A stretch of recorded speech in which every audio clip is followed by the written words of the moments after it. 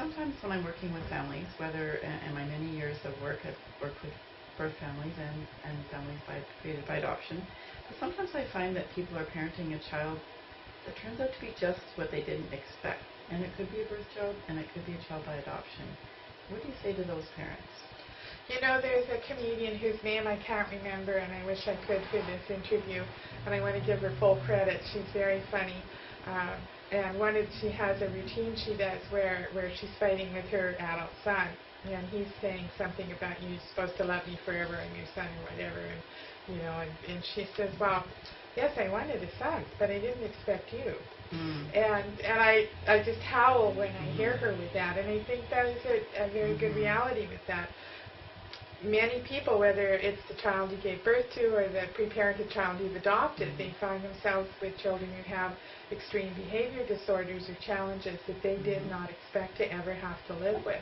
They may find themselves raising a child who's violent, who's not responsive to any kind of intervention or support. They may find themselves with a child who has just so many behaviors that they don't feel that they can tolerate or provide for them. But that's my position is that's the child you got. And if you're just particularly with adoption, if you're going to enter into adoption and go into loving and raising and parenting a pre-parented child, then you had better know that. And there's not a great many, or at least I don't hear, and I haven't read any research about a great many parents who let their genetic child go. Now, recently, of course, there was that one very tragic one where the mom tried to kill herself and her child because she just couldn't bear the life anymore. And certainly, I'm not stating that I support her actions, but I understand her pain, and I have great empathy and sympathy for the position she found herself in. I think this was a mother who loved her child and her family dearly, but had been left by society to go to a place that nobody wants to go to.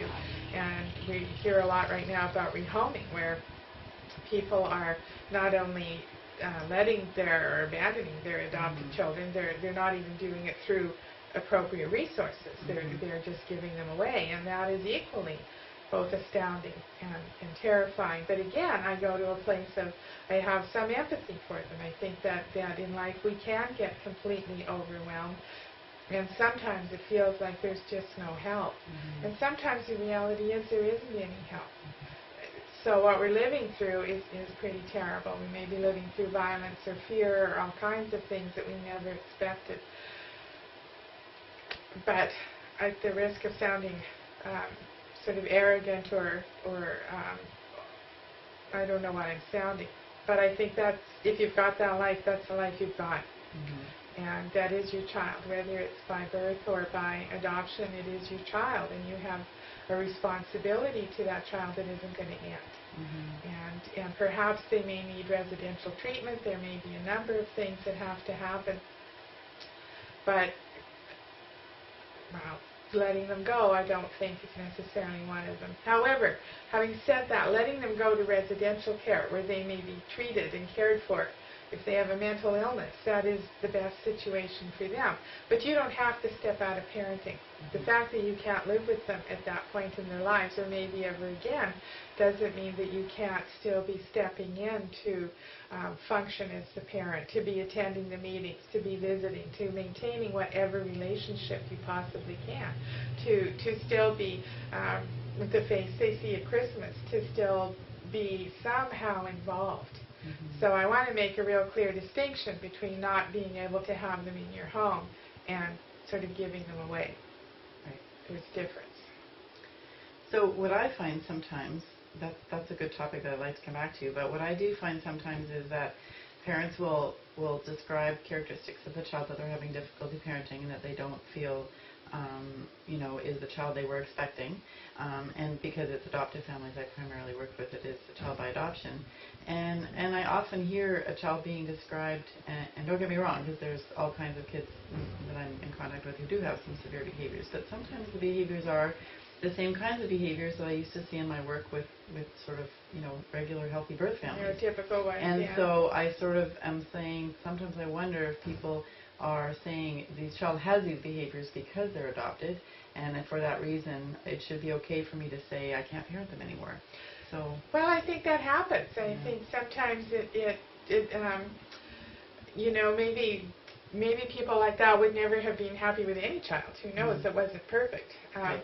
But again, I would say, okay, well, but this is still, you need to hang in on this commitment, and bring in all the different ways that you can possibly do it. It's not easy, and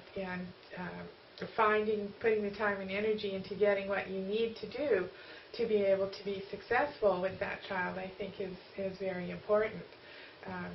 Yes, it's going to take extreme sacrifice, and it may break you financially. I don't say that lightly by any means, but it is your child. It is, if you're a person of faith, and if you're going to know it's the child that God meant you to have, you're the family that is best for that child. But again, I think people try to stick to too big a tight a mold of how living should be. So one of my kids, we could not live with him for a while he was a teen. He was too violent and too dangerous. And we'd lived with his violence and danger for years, but he got to a point where, we couldn't do it. So we found, we had a superb child care worker, and we paid them to have him in their home for a period of time, several months. And that worked beautifully. He didn't feel rejected. He felt, I think he felt safe.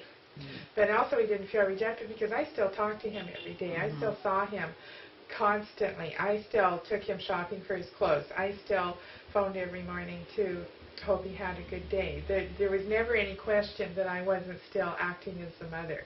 It was just, we're not going to let you be here and kill one of us. So, yeah, he had to be out of the home, but I didn't have to be out of his life. Right. How do we help to support families when they need to make these decisions, and yet they're perceived when it is a child by adoption, it's viewed very differently sometimes than it is with a birth child. For example, it might be called an adoption disruption of some kind, even though the family's well connected to the child and trying to do the best they can to stay in their life.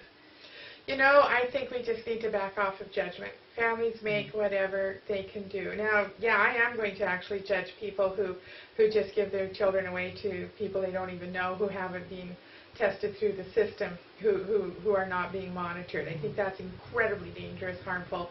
It's an abandonment of responsibility and abandonment of the child. But people who are saying, I can no longer live in this home with this child, I need to find alternatives, but I can still find some way to stay in their life in whatever capacity. Maybe even not as a parent, but as sort of an aunt role or something. That's a whole different ballgame, and I think that, again, back off, quit being so judgmental. I think it could happen to any of us.